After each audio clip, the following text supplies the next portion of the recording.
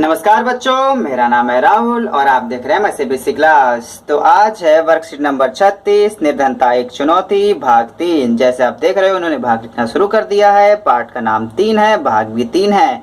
पाठ का नाम निर्धनता एक चुनौती और भाग भी 3 है। मतलब क्या है, कुछ समझ में आया क्या? 26/9/2020 विषय सामाजिक विज्ञान, वर्ग जो हम पढ़ रहे हैं, जो किताब है इसकी चौथी अर्थशास्त्र। आपको पता ही होगा 4 किताबें हैं। काफी अच्छा आप लोगों ने कमेंट में उस दिन रिस्पॉन्स किया था। ठीक है, तो आज हम इसे पढ़ेंगे। तो देखिए, थोड़ा सा आज मैं इसे थोड़ा जल्दी जल्दी कवर करना चाहूंगा क्योंकि जो वर्कशीट है काफी बड़ी दे दी गई है और क्वेश्चन भी अब की बार 6 दे दिए गए हैं। जिस बच्चे को क्वेश्चन आंसर देखना है वीडियो को लास्ट में आराम से जाके देख सकता है। लेकिन एक बात देखो, मैं वर्कशीट वालों को मैं एक बार DOE को बोलना चाहूंगा, जो आप ये वर्कशीट भेज रहे हैं अच्छी बात है, लेकिन इसकी लेंथ अगर इतनी भी बड़ी होती चली जाएगी तो वीडियो बड़ी होती चली जाएगी, क्योंकि मुझे इसमें एक्सप्लेन भी करना होता है। जस्ट आपको क्वेश्चन आंसर नहीं देते। इसमें दिक्कत मेरी नहीं है, दिक्कत आती है बच्चों को। चलो मैं एक्सप्लेन करके दे भी रहा हूँ, वीडियो बड़ी हो जाएगी। जब बच्चे वीडियो बड़ी नहीं देख पाते हैं, उनको ये वर्कशीट के क्वेश्चन आंसर भी करने होते हैं। अब तो ऑनलाइन क्लासेस भी स्टार्ट हो गई हैं, उनको ऑनलाइन क्लास भी लेनी होती है।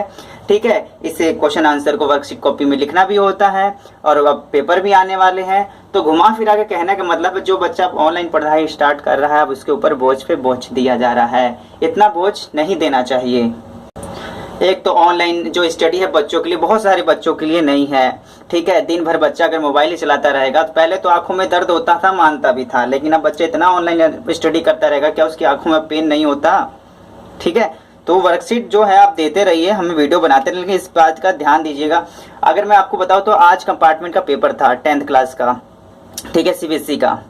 तो उन्होंने देखो पेपर इतना हार्ड बना रखा था। 10th क्लास बेसिक, अब जो मैथ आती है कोई 2 टाइप से में आती है। बेसिक मैथ थी, बेसिक मैथ में उन्होंने इतना हार्ड दे रखा है। बच्चे जब बेसिक मैथ लेते हैं हार्ड क्यों दे रहे हैं? ठीक है, थोड़ा सा मैं एजुकेशन के प्रति मुझे समझ में नहीं आ रही है, सिखाना क्या चाहते, करना क्या चाहते हैं। तो बच्चों के थोड़ा सा सिंपैथी रखना चाहिए, बच्चों की भावनाओं को भी समझना चाहिए।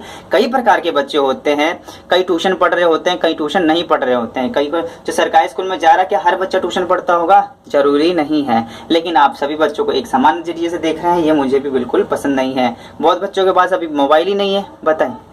और सच बताऊं तो अभी भी मेरे सर में हल्का हल्का दर्द हो रहा है, लेकिन आप लोगों का इतना प्यार आता है YouTube पे, इतने लाइक्स आते हैं, इतने कमेंट्स आते हैं कि अब मुझे मजबूरी होगी कि आप लोग को वीडियो बना के देना और अच्छे से देना। मजबूरी में नहीं, अगर आपको सर में दर्द हो रहा है तो ये मतलब नहीं मैं आपको किसी प्रकार से वीडियो बना के दे दूं। आपको मैं 9th क्लास में मोस्टली मैंने फोकस किया, तो ध्यान रखना कि जो मैं अपनी वीडियो दूंगा उसमें क्वालिटी में ज्यादा से ज्यादा अच्छी रखूंगा। मैंने यहाँ पे, चलो अच्छी बात है, बहुत लोग आपको बहुत 10th की भी वीडियो, 9th की इंग्लिश मीडियम, हिंदी मीडियम दे रहे हैं, लेकिन मैंने 9th क्लास में बस हिंदी मीडियम में फोकस किया, क्योंकि हिंदी मीडियम के जो सोर्स हैं बहुत ही कम है। ऑनलाइन आप एजुकेशन देखेंगे तो आपको इंग्लिश मीडियम के लिए बहुत कुछ प्रोवाइड मिल जाए, बहुत कुछ, लेकिन हिंदी मीडियम वाले को सोचना पड़ता है। और खासकर 10th वालों के लिए तो बोर्ड में होता है, उनके लिए भी मिल जाता है। मैंने 9th वाले पे इसलिए फोकस किया था ताकि आप लोगों को अच्छे से क्लियरली बता सकूं। 9th वालों को किसी प्रकार की समस्या नहीं आनी चाहिए, क्योंकि अभी भी 8th क्लास से 9th क्लास में आया है और 9th क्लास में थोड़ा सा उनका जो सिलेबस होता है बढ़ जाता है। बेशक पैंडेमिक की वजह से कम हुआ है, लेकिन उनका सिलेबस 8वीं और 9th का बिल्कुल अलग होता है और इनका दिमाग डेवलप में चला गया होता है और इसे काफी ध्यान रखना पड़ता है इन बच्चों के लिए। तो चलिए, ये तो हमारी बैकग्राउंड की बातें थी, हम अपने टॉपिक को स्टार्ट करते हैं। आप भी कहेंगे सर जी इधर उधर की बात कर रहे हैं। कार्यपत्र 36 निर्धनता एक चुनौती भाग 3। निर्धनता को समाप्त करना भारत की रणनीति का एक प्रमुख उद्देश्य रहा है। भारत सरकार इसके लिए 2 प्रकार के उपाय कार्यक्रम चला रही है, जिससे कि भारत में जो निर्धनता है इसे कम से कम या खत्म किया जा सके। देखो, निर्धनता खत्म तो नहीं की जा सकती, लेकिन इसे काफी हद तक कम किया जा सकता है। तो शुरू में इसमें भारत सरकार ने 2 नियम चलाए, आर्थिक समृद्धि को प्रोत्साहन और लक्ष्य निर्धनता निरोधी कार्यक्रम। ठीक, तो पहले पॉइंट वाले को पढ़ देते हैं। 1980 के दशक में आरंभ तक 30 वर्षों की अवधि के दौरान प्रति व्यक्ति आय में कोई वृद्धि नहीं हुई। तो मैं आपको देखो, अब यहाँ पे मैं ये बताना चाहता हूँ, कई लोग कहते हैं कि आप कांग्रेस और बीजेपी के, मतलब बीजेपी का विरोध करते हैं। ऐसे नहीं, आप देखो यहाँ कांग्रेस में का विरोध करने जा रहा हूँ। 30 वर्ष 1980 के आरंभ से 30 वर्षों तक, मतलब 30 साल तक किसी भी व्यक्ति की कोई भी आय में वृद्धि नहीं हुई। अगर 18 साल के बाद अगर कोई व्यक्ति 20 साल पे अगर नौकरी लगता है तो 20, 30, 40, 50 साल का हो गया, लेकिन उसकी आय में किसी प्रकार की वृद्धि नहीं हुई। ये बहुत ही सोचनीय है। बताओ कांग्रेस सरकार उस टाइम पे क्या कर रही थी? देखते हैं फिर आगे क्या हुआ। फिर 1950 के दशक में 1980 के दशक के आरंभ तक निर्धनता 45% बनी रही। समझ लीजिए 45%, मतलब लगभग तो लगभग कह सकते हैं 50% आपकी जो जनसंख्या है वो निर्धनता रेखा में थी। 45 है, इसे अंक पे ही मानना, 50 तो मैंने बस आपको समझाने के लिए कहा है। 1980 के दशक में भारत की आर्थिक समृद्धि दर विश्व में सबसे अधिक तेजी से बढ़ने वाले देशों में से एक थी। समझ रहे हो, विकास की उच्च दर से निर्धनता को कम करने के लिए एक महत्वपूर्ण भूमिका निभाई। समृद्धि, विकास और निर्धनता उन्मूलन के बीच एक गहरा और सीधा संबंध है। आर्थिक समृद्धि अवसरों को व्यापक, आर्थिक समृद्धि मतलब जो आपके आप व्यवसाय है उससे आप संबंध लगा सकते हैं। आर्थिक समृद्धि अवसरों को व्यापक बना देती है और मानव विकास के निवेश के लिए आवश्यक संसाधन उपलब्ध कराती है। यह शिक्षा में निवेश के द्वारा अधिक आर्थिक प्रतिफल पाने, मैं इस चीज को काफी गहराई से आपको समझाना चाहता हूँ, ठीक है, ध्यान दीजिए। प्रतिफल पाने की आशा, ध्यान से देखिए, एजुकेशन के प्रति जो मेरा नजरिया है ना वो इस पॉइंट में है साफ साफ। यह शिक्षा में निवेश, शिक्षा जो एक प्रकार का होता है किसी भी छात्र के जीवन में इन्वेस्टमेंट होता है। शिक्षा हर एक जो पेरेंट्स होता है अपने बच्चे को पढ़ाता लिखाता इस वजह से, ताकि वो अगर उसे ज्ञान हो जाएगा, अच्छा ज्ञान हो जाएगा तो वो अच्छी नौकरी मिल जाएगी, ठीक है। अगर यही उद्देश्य सरकार का भी होता है कि अगर हम शिक्षा को फ्री से फ्री उपलब्ध कराएं तो ज्यादा से ज्यादा बच्चे पढ़ेंगे, जिससे कि वो अपने रोजगार को स्वरोजगार उत्पन्न कर सकते हैं और देश की तरक्की को कर सकते हैं। तो यही है शिक्षा में निवेश, ठीक है। जो आप ट्यूशन वगैरह स्कूल वगैरह जाते हो एक प्रकार से आप निवेश कर रहे हो अपनी जिंदगी में के द्वारा, तो इसे हमें अच्छे निवेश करना चाहिए, ठीक है बच्चों। प्यार से आप लोगों को पढ़ना भी चाहिए ताकि ये आपके सब आगे काम आएगा। शिक्षा में निवेश द्वारा अधिक आर्थिक प्रतिफल पाने की आशा में होता है, लोगों को अपने बच्चों को स्कूल भेजने के लिए प्रोत्साहित करती है, ठीक है। जब इसके प्रति अगर उसके प्रति उनको जब प्रतिफल मिलता है तो इससे प्रति उनको ये होता है कि नहीं हमें भी अपने बच्चों को स्कूल भेजना चाहिए, ठीक है। अगला है लक्ष्य निर्धनता निरोधी कार्यक्रम। तो महात्मा गांधी राष्ट्रीय ग्रामीण रोजगार अधिनियम 2005 मनरेगा का उद्देश्य ग्रामीण क्षेत्रों में आजीविका सुरक्षित करने के लिए घर घर के लिए मजदूरी रोजगार कम से कम 100 दिनों के लिए उपलब्ध कराना है। ये जब 2005, मुझे अभी भी याद है 2005 में मनरेगा आया था उस टाइम पे, ठीक है, मैं उस टाइम पे 6th क्लास में था, ठीक है। नया नया अधिनियम आया था मनरेगा कभी सुनने के लिए मिल रहा था लेकिन मुझे समझ में नहीं आया था। समझ में तब कब आया था जब मैं 10वीं 11वीं आ गया था, जब इसके बारे में हमने पढ़ना शुरू किया था। तो क्या था, ये कांग्रेस द्वारा एक अच्छा काम था, इसे मैं मानता हूँ, और इसे गवर्नमेंट जो मोदी सरकार ने उससे भी इसने भी बनाए रखा, इसने भी इस योजना को अभी भी चालू रखा है, ये भी अच्छी बात है।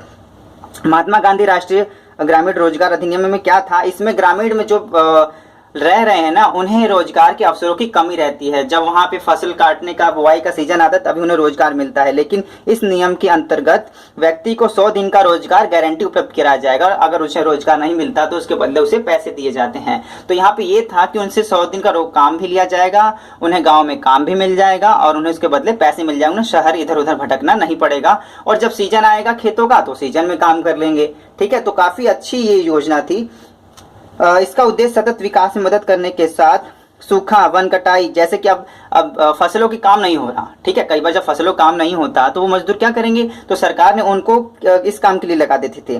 वन कटाई, मिट्टी में कटाव जैसी समस्याओं को बचने के आदि उपाय मनरेगा योजना के तहत 1/3 रोजगार महिलाओं के लिए सुरक्षित किया गया। मार्च 2018 12, 13, 14, 15, 16, 17, 18 2020 चल रहा है ना, अभी 2 साल पहले की बात है।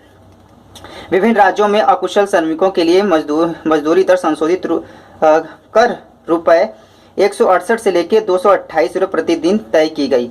अब देख लीजिए, जो हमने पिछली बार वर्कशीट में दिखाना चाहूँगा, बिल्कुल दिखाना चाहूँगा आपको।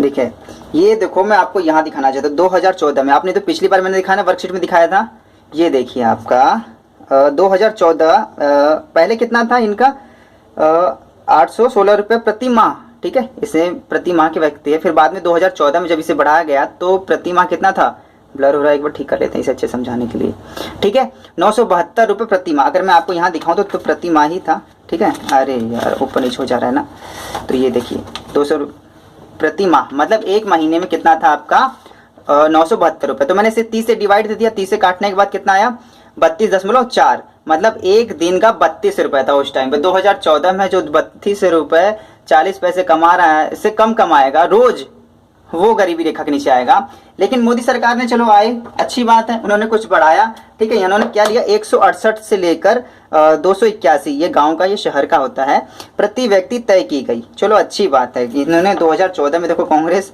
ने बढ़ाने की कोशिश की थी। यहाँ देखिए ना 972 प्रति माह था, 30 से डिवाइड करने के बाद 32 रुपये एक दिन का, बताओ 32 रुपये, बताओ 2014 में 32 रुपये। अभी भी याद है 2012 में मैं तो जब मैं अपने बस से जाता था पढ़ने के लिए, तो बस का किराया कम से कम 5 रुपये जाना, 5 रुपये आना, 300 रुपये, तो 10 रुपये तो ऐसे ही खर्चे हो जाते थे, बताओ।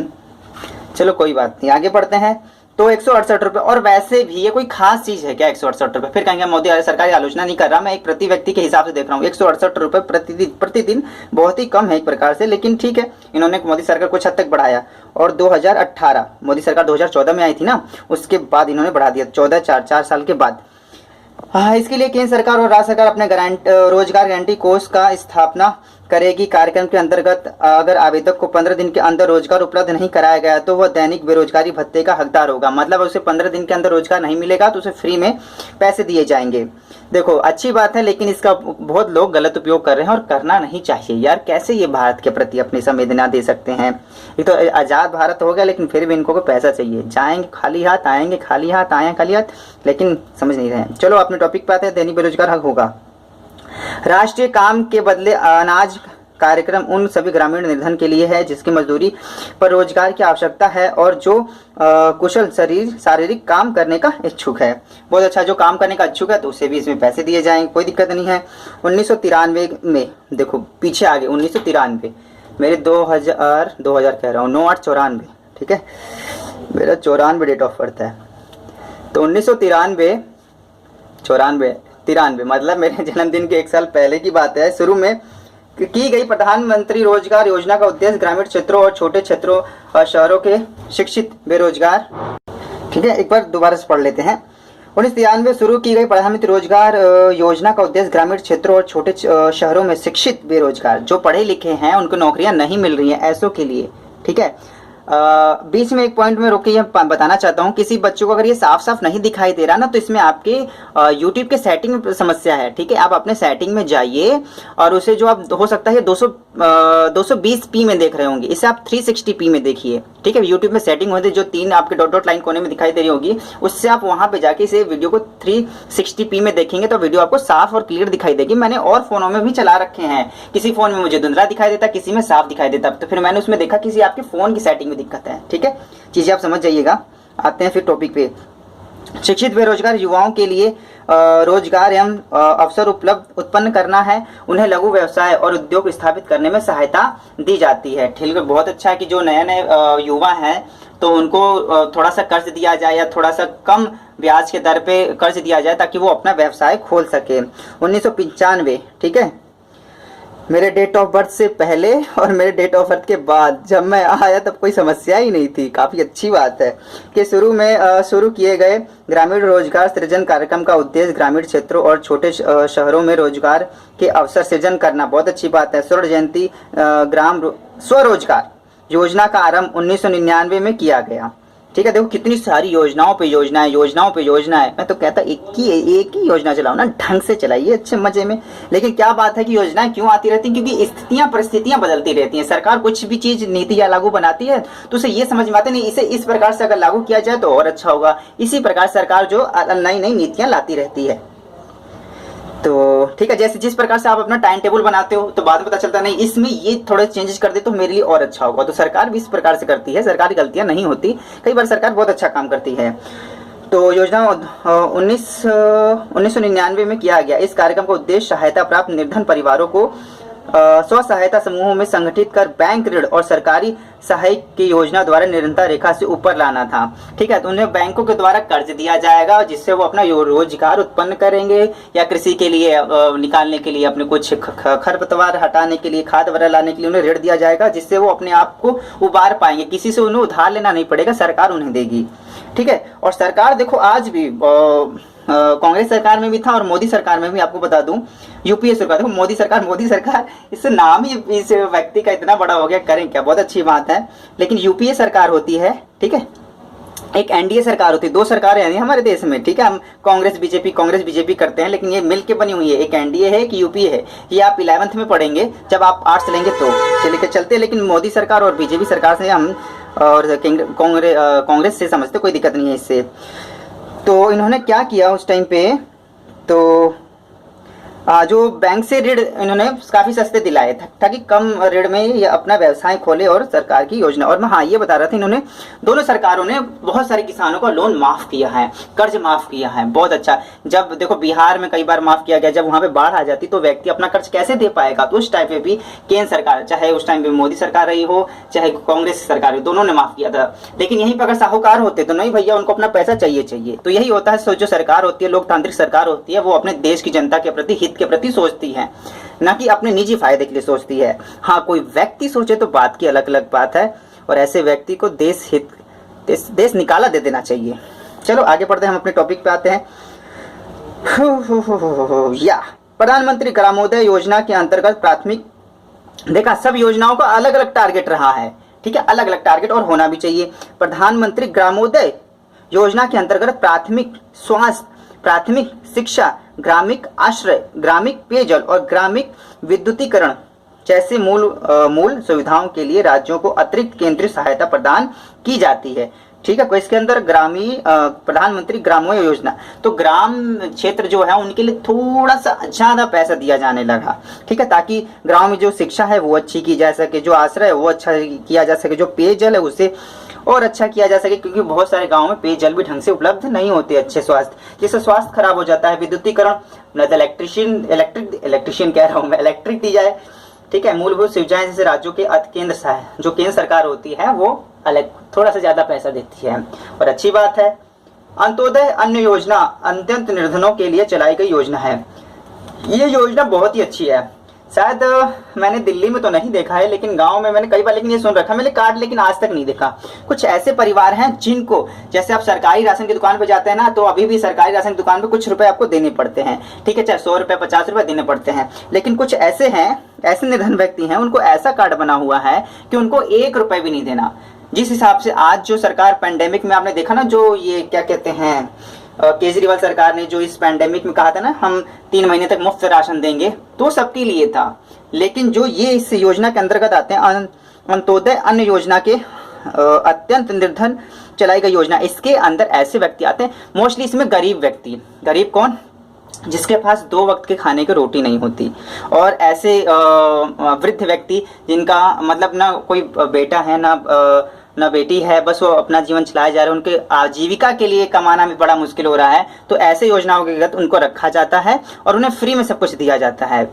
लेकिन कुछ हलकट ऐसे हमारे देश के व्यक्ति हैं जो इनका भी धन खा जाते हैं, इनका भी खा ही जाते हैं, और पता नहीं क्या चाहते हैं ये। दूसरों का हक मार के खुद खाते हैं और अपने बच्चों को खिलाते हैं। पता नहीं अपने बच्चों को शिक्षा के में क्या सिखाते होंगे, क्या बोलते होंगे, सच बोलना चाहिए, सच से हमें जुड़े रहना चाहिए, सिखाते होंगे ऐसे। जो भ्रष्टाचार व्यक्ति होंगे, मैं अलग से बता रहा हूँ ये चीज़, जो भ्रष्टाचार व्यक्ति होगा वो अपने बच्चों को क्या समझाता होगा कि हमें सच बोलना चाहिए। वो तो मेरे ख्याल से यही सिखाता होगा ना, कि देखो मेरी उपलब्धियाँ देखो, जो तुम्हारे पास ये फरारी खड़ी है ना, ये ऐसे नहीं आई है, मैंने 1 का हक मार रखा है, 2 का हक मार रखा है, और तुम्हारे लंबोर्गिनी के लिए हमने तो 50 का हक मार रखा है। तो चलिए ये बात की बात है, हम अपने टॉपिक पे आते हैं, ठीक है। देखो मैं एक बहुत ही देश प्रेमी व्यक्ति हूँ, मुझे अपने देश से बहुत लगाव है, मुझे देश में बहुत कुछ करना है, ठीक है। मैं आप रियल लाइफ में अगर मेरे से आप मिलेंगे तो मैं बिल्कुल ऐसा ही हूँ। ये आप लग रहा हो कि मैं वीडियो को लाइक के लिए ऐसा करवाता हूँ, लेकिन नहीं, कभी मैं लाइव आऊँगा तभी भी आप मुझे देख के पहचान लेंगे, ठीक है। और कभी आप मुझे लाइव टू लाइव मिलने की बात कर रहा हूँ तब भी आप मेरे व्यवहार से जान जाएंगे। अगर मैं अपनी फेसबुक पोस्ट दिखाऊँ, ठीक है, और बाकी चीज़ अगर मैं दिखाऊँ तो आप रियली इस चीज़ को मानेंगे कि जैसे मैं यहाँ बोल रहा हूँ रियल लाइफ में भी वैसा ही हूँ, ठीक है। भ्रष्टाचार किया होता तो मैं ये सब नहीं बताता और ये सब नहीं करता और इतनी लगन से नहीं पढ़ाता, मोस्टली 10th क्लास पे फोकस नहीं करता, ठीक है, सॉरी 9th क्लास पे। चलिए हम पढ़ते हैं आगे। मेरे बाद में क्या बच्चे आप पढ़ते रहिए, तो वीडियो वैसे ही लंबी होती चली जा रही है, 20-25 मिनट की हो जाएगी। भावी चुनौतियाँ। भारत में निर्धनता में निश्चित रूप से गिरावट आई है, लेकिन प्रगति के बावजूद निर्धनता उन्मूलन भारत की एक बड़े व्यापक व्याधाकारी चुनौती है। ग्रामीण और शहरी क्षेत्रों में विभिन्न राज्यों को निर्धनता की व्यापक असमानता है। देश में निर्धनता की समाप्ति का कार्य उच्च आर्थिक विकास, सभी के लिए निःशुल्क प्राथमिक शिक्षा, देखो यही था प्राथमिक शिक्षा। तो देखो निःशुल्क प्राथमिक शिक्षा तो 5वीं तक तो है, अच्छी बात है और होनी भी चाहिए। मैं इसे 12वीं तक चाहता हूँ कि ये 12वीं तक हो, ठीक है। मैंने अगर पिछले साल की बात बताऊं बच्चों, आप लोग अभी 9th में आए होंगे, आपको नहीं पता, लेकिन जो पिछले साल जब हुआ था ना, जो 10th क्लास को फीस देने की बात आई थी, जब उनका पेपर चलने लगा तो 3000 लगभग 2500 थे मेरे ख्याल से, एग्जैक्ट नहीं है, लेकिन ऐसी स्थिति बन गई, 2500 मानते हैं, ऐसी स्थिति बन गई तो उस टाइम पे कि मेरे जाने में कम से कम 10 से 15 ऐसे बच्चे थे जो ऐसा था कि वो फीस नहीं दे पाते 2500 रुपए, और 10th क्लास बोर्ड का पेपर न देने के मूड में थे और वो स्कूल जाना उन्होंने छोड़ दिया था।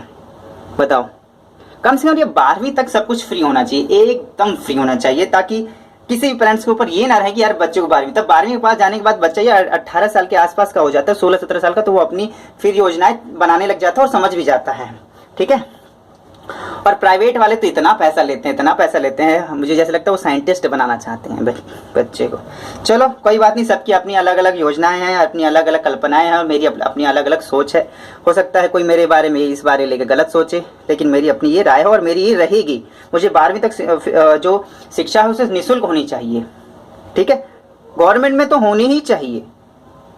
चलिए आगे पढ़ते, और 60 रुपए भी लेते हैं अलग से। जब मैं पढ़ता था ना, मैं भी गवर्नमेंट से पढ़ा हुआ हूँ, ऐसी बात नहीं है, लेकिन ऐसी बात नहीं है, गवर्नमेंट से पढ़ना भी चाहिए, गलत नहीं है, टीचर भी काफ़ी अच्छे होते हैं, लेकिन ये 60 रुपए वाला सीन मुझे नहीं समझ में आता था। फीस हद तक बहुत कम है, बहुत कम है मानता हूँ, लेकिन वो 60 रुपए भी क्यों?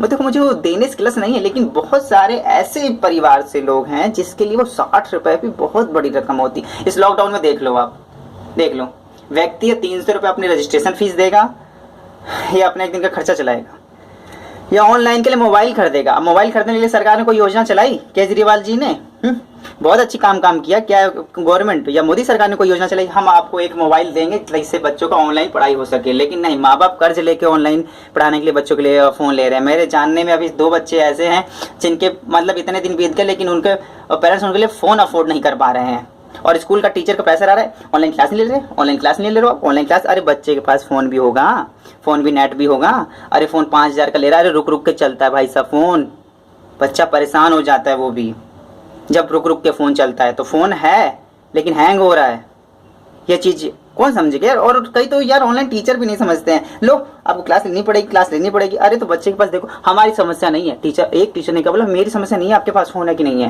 भाई ये क्या मतलब हुआ यार, टीचर नहीं समझे तो और कौन समझेगा? पड़ोस का वो पाकिस्तान मुल्क आके समझाएगा, अब ये समझेगा वो। चलिए हम आगे बढ़ते हैं, टॉपिक के भटक जाता हूँ मैं बार बार। निःशुल्क जनसंख्या वृद्धि किस के आधार के अंदर पढ़ रहे हैं, दोबारा पढ़ लेते हैं। भावी चुनौतियां, जो चुनौतियां हैं निधनता की, उसके अंतर्गत पढ़ रहे हैं।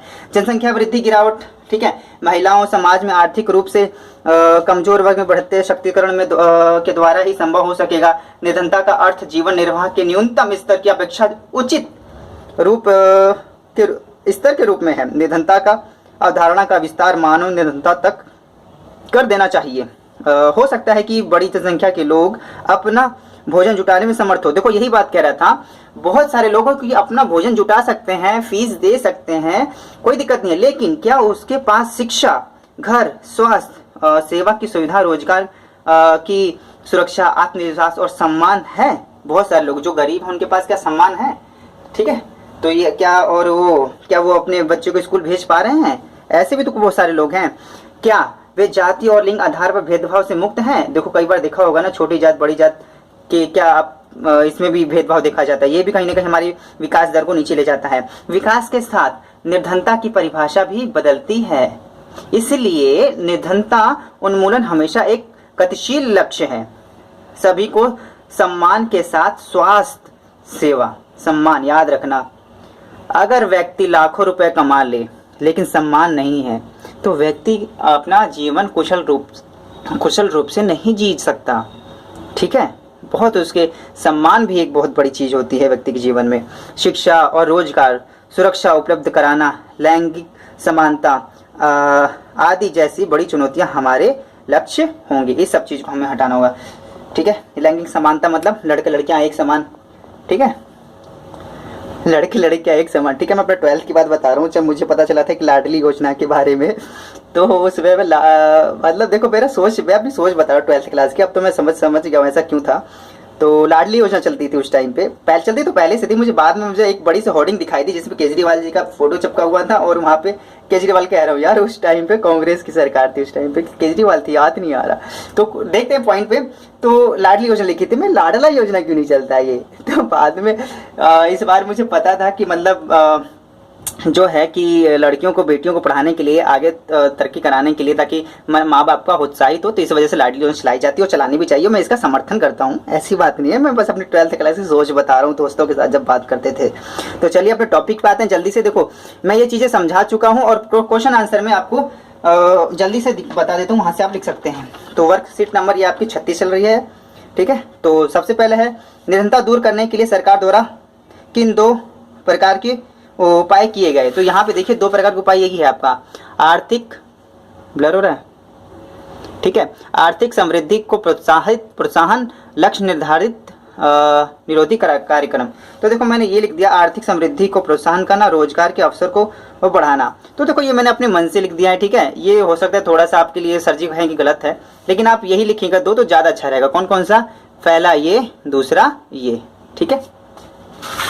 अगला है, और देखो क्वेश्चन भी कितने अच्छे है, क्वेश्चन है इस वाले में, पता हो वर्कशीट हमें टीचरों को समझानी होती है, वीडियो लंबी हो जाएगी, बच्चों को ऑनलाइन क्लास लेनी है, लिखना भी है, इतने सारे बच्चों को काम आ जाते हैं। ट्राई टू अंडरस्टैंड यार, बच्चों को समझो यार। ऑनलाइन दिन भर फोन चलाएंगे, आंखों में भी तो दर्द हो जाता होगा। जब हम टीचरों को दर्द होता है तो बच्चे हैं अभी, और थोड़ा सा उन्हें गेम भी खेलना होता है नहीं। तो आर्थिक विकास से निर्धनता किस प्रकार प्रभावित होती है। तो क्वेश्चन नंबर 2 और 2 का उत्तर ये रहा, आर्थिक विकास से रोजगार और आय में वृद्धि होती है।